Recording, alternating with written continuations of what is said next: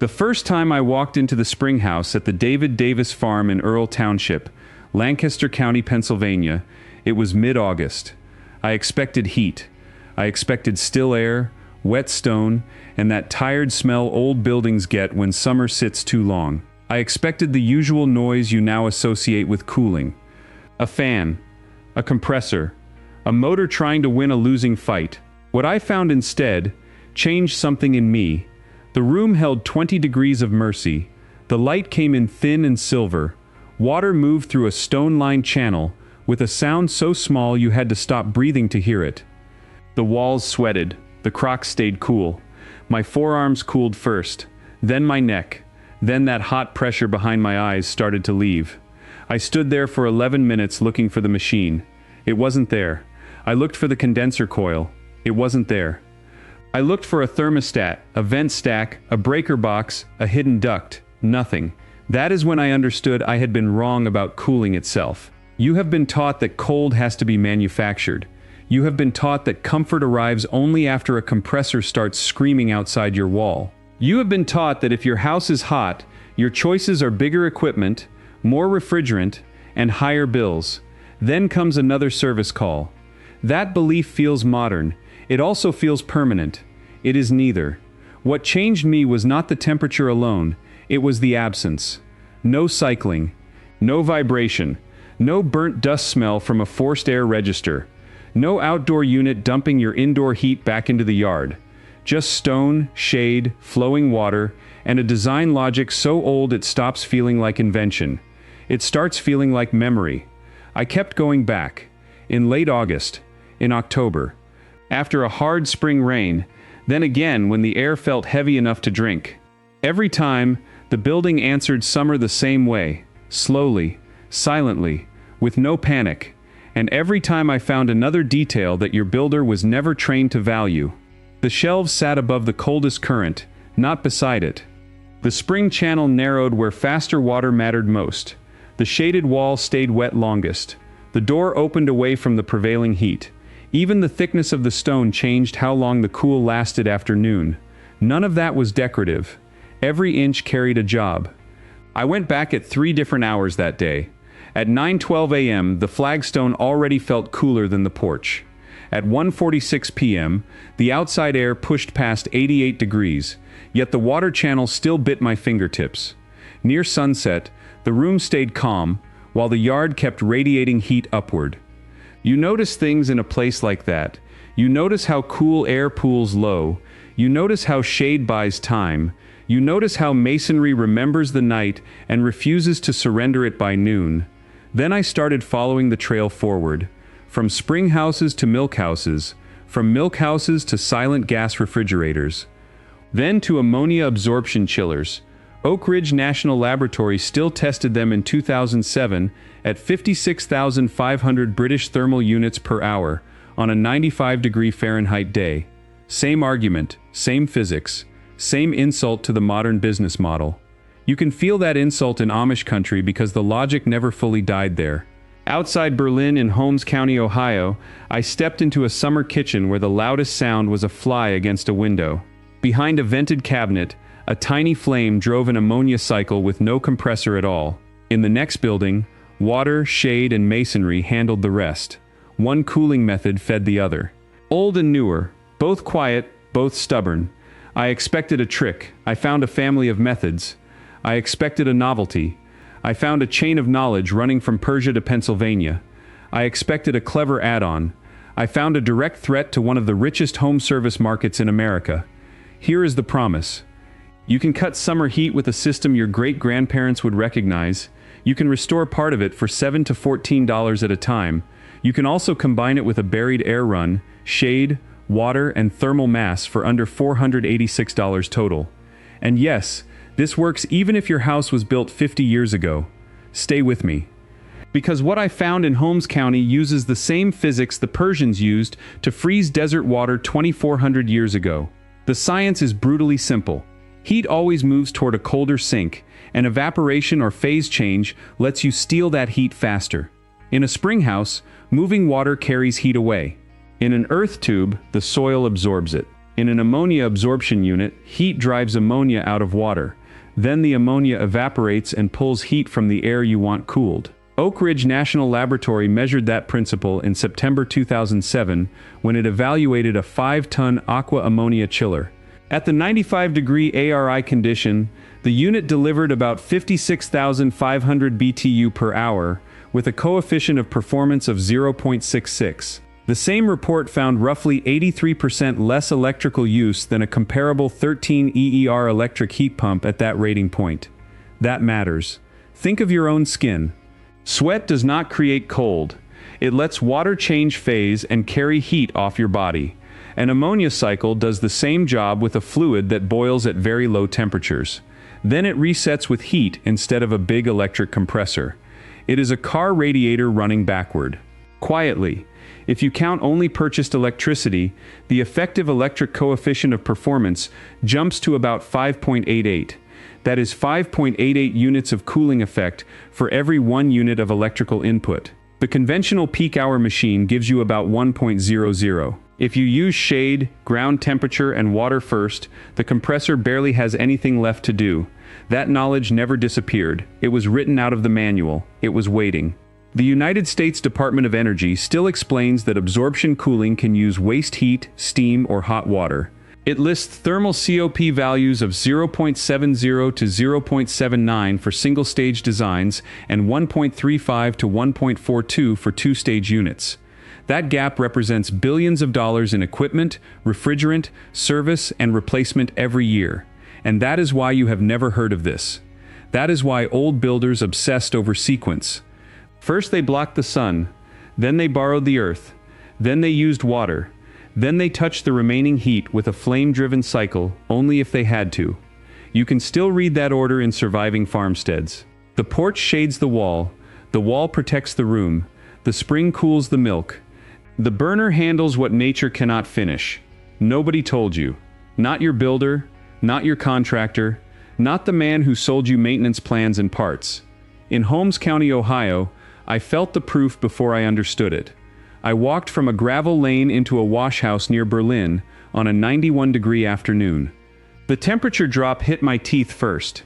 No condenser roared outside. No ductwork rattled overhead. I heard water, a small burner, and somebody splitting kindling beyond the fence. An Amish man named Eli smiled when I kept looking for the motor. He told me, "Cold does not need noise." Then he showed me the vented back of an absorption refrigerator. He showed me the shaded masonry room beside it, where crocks and produce stayed cooler still. His family had used some version of that logic for 4 generations. Before Ohio, he said, the habit came west from people out of the Palatinate and Alsace. They already trusted cellar air, spring water, and thick walls. That matched what I later found in a 1928 Lancaster County Agricultural Extension report. It also matched the Pennsylvania Historical and Museum Commission record of the springhouse at the David Davis farm, dated around 1800. The buildings changed. The idea did not. Go back far enough and the trail stops looking local. In Yazd, Persia, builders sent air down Badgurs and over subterranean water. One surviving wind catcher at Dowlatabad rises about 33 meters. In the ancient American Southwest, thick adobe mass preserved the cool of the night into desert afternoons. The U.S. Department of Housing and Urban Development still documents that pattern in its Southwest Housing Traditions study. You can find the same answer again in Egypt, where wind-catching forms appear more than 3,300 years back. You can find it again in later German farm buildings that banked earth, shade, and moving air around storage rooms. Every civilization that mastered extreme heat arrived at the same answer independently. The Amish never forgot. They carried it from the Palatinate to Pennsylvania and Ohio roughly 300 years ago. They kept building it because it worked, and because they never needed anyone's permission to do what made sense. The break came when cooling stopped being a craft and became a utility revenue stream. In 1935, the Electric Home and Farm Authority expanded installment financing for electric appliances. It happened inside the Roosevelt-era power push, tied to David Lilienthal's Tennessee Valley network. The product being protected was not just a refrigerator, it was permanent electric load. Every springhouse, gas refrigerator, and passive cool room threatened years of billable demand. You can see the mechanism in print. A 1940 National Bureau of Economic Research chapter carried the title Organization and Operations of the Electric Home and Farm Authority. It said the agency existed to aid the distribution, sale, and installation of electrical and gas apparatus and appliances. In Lancaster County, a 1928 extension report said the milk markets of Lancaster, Philadelphia, and New York required milk houses. It then added that extension cooperated with a local cement block concern to draw plans and choose sites. Cooling moved from inherited practice to approved infrastructure, quietly. The allies were easy to spot. Appliance makers like General Electric and Frigidaire moved hardware. Utilities financed the habit through public credit and load growth. Shelter magazines and home economics media sold the all-electric dream beside paid appliance advertising. Different logos, same direction of money. An entire field of knowledge disappeared from building codes, agricultural training, and home design manuals. Not because it failed, because it wasn't profitable. You can still watch the continuation. Open Secrets recorded $964,622 in federal lobbying by the Air Conditioning, Heating, and Refrigeration Institute in 2022. It recorded more than $1.2 million in 2024. That money shapes standards, rebate structures, refrigerant transitions, and what gets treated as normal on every contractor estimate. Nobody told you. Not your builder, not your contractor, not the man who sold you a bigger unit. The HVAC systems market in America was estimated by Grand View Research at $31.71 billion in 2025. Every passive retrofit ignored, every absorption loop dismissed, and every shaded intake never built, is more compressor market left untouched. That is the part most people miss. Suppression does not always look like a ban. Sometimes it looks like curriculum, sometimes it looks like rebates for machines but not for masonry. Sometimes it looks like a code book. It gives 10 pages to equipment clearances and none to spring water, night flushing, buried intake air, or shaded wall mass. Not because it failed, because repeat service, financed replacement, and metered demand pay better than patience. Now, if you already own a house and you're thinking this only applies to people with land, stay with me, because this next part is specifically for you. You don't need to rip out your existing system or buy equipment. You need a yard, a drill, a bottle, and a weekend. Start on the north or east side of your house, where the ground stays cooler after noon. Bury one 4-inch Schedule 40 PVC run, or better yet, one 6-inch HDPE sewer pipe. Give it 28 to 36 feet of length at 5 to 6 feet deep. Hold a 2% slope away from the house so condensation drains. That pipe becomes your first cold sink. At the intake, raise a simple shaded box 36 inches above grade.